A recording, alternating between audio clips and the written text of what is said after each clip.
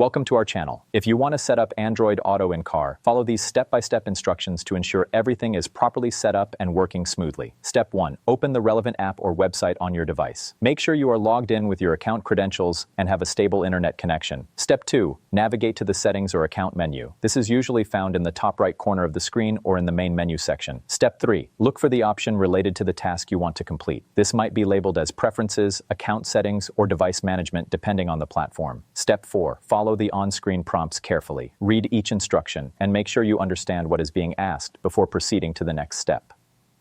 Step 5. Complete the required actions by entering any necessary information or making the appropriate selections from the available options.